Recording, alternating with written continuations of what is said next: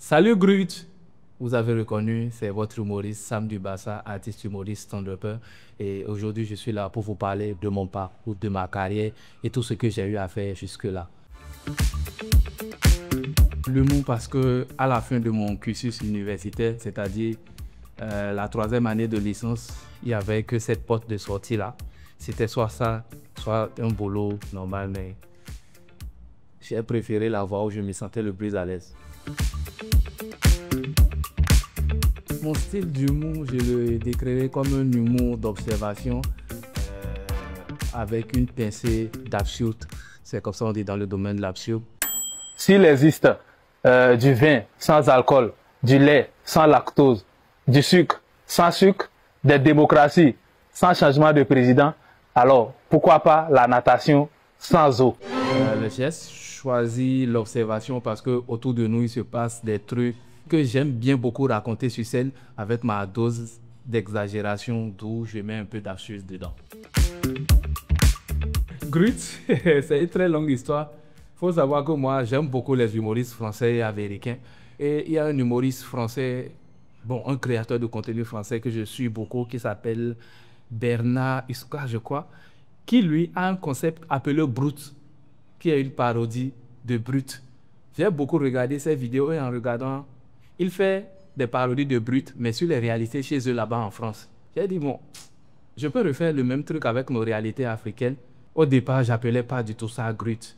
Il y a une toute première vidéo qui est sortie sur des personnes qui sont passionnées de respiration. On l'avait fait, il n'y avait aucun nom dessus. D'après les informations recueillies, ce groupe a été créé parce que le grand-père de l'un des membres a oublié de respirer et est mort.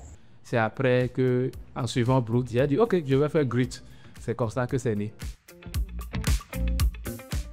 J'ai toujours participé au casting, mais jusque-là, je n'ai jamais été retenu. Je crois que j'ai été retenu à mon 5e casting. Donc cette année, je n'étais même pas censé aller au casting. C'était sur conseil d'un ami, Venance. Il m'a dit, tu es à Cotonou, le casting est là, pourquoi pas? Je suis allé, j'avais un sketch sous la main, je l'ai fait, ça a marché. On m'a contacté 1 ou 2 mois plus tard. Je suis venu à Cotonou, superbe expérience, superbe ambiance. Et la demi-finale s'est bien passée vu que je jouais à domicile. Je l'ai remporté haut la main, j'ai réussi à me qualifier directement. Après ça, c'est parti pour l'une de mes meilleures expériences jusque-là dans le monde. Un voyage au Cameroun, j'ai découvert un magnifique pays. La finale au Cameroun, il s'est passé un truc que je n'ai pas rencontré, mais dès mes premiers instants là-bas, ça a été un calvaire parce que le changement d'eau, tout ça, ça m'a donné toute la première semaine, je l'ai fait caler. Je crois que par jour, j'y allais minimum 10 fois. C'était invivable. Si mes collègues voient cette interview, ils vont confiner. Il faut avouer aussi que moi, j'ai mangé n'importe comment. Parce que la gastronomie là-bas, ils nous ont mis bien. On a suivi de très belles formations à Kribi. La plage était belle, tu dors avec le bruit de la mer. Montreux, rappelez-moi encore la saison prochaine. Après, nous sommes retournés à Douala. Nous avons participé à la compétition. Et le meilleur ce soir-là, c'était pas moi. Celui qui joue à la DJ Rom dans mes vidéos, il m'a appelé, il m'a dit, tu es arrivé au pays? J'ai dit oui, je viens d'arriver à midi et moi je monte déjà dans le bus de 14h pour rentrer directement. Il dit non, attends, reviens le lendemain. Le bus de nuit, il n'y avait pas capté.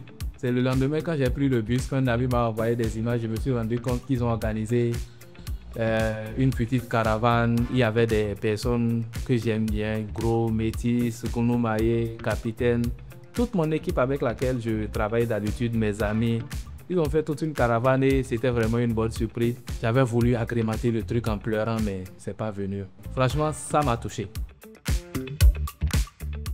Bien sûr que c'est possible de percer, de vivre de l'humour au Bénin, surtout actuellement avec les dispositions que le gouvernement a prises, avec la création d'un festival, il y a l'ENAC, et surtout aussi il faut mentionner que mon premier montreux est devenu régulier au Bénin. Je crois que nous avons déjà accueilli 2 demi-finales, c'est-à-dire beaucoup de personnes commencent à avoir l'œil sur le Bénin. Donc si vous regardez cette interview que vous avez envie de vous lancer dans l'humour, faut contacter n'importe quel collègue, il y a des scènes, il y a des formations, vous allez vous faire former. Les réseaux sociaux sont là aujourd'hui. Allez sur YouTube, regardez les spectacles, il y a plein de spectacles d'humour. Beaucoup d'humoristes sont autodidactes, nous nous sommes formés par le biais des vidéos. Commencez à regarder des vidéos et vous verrez.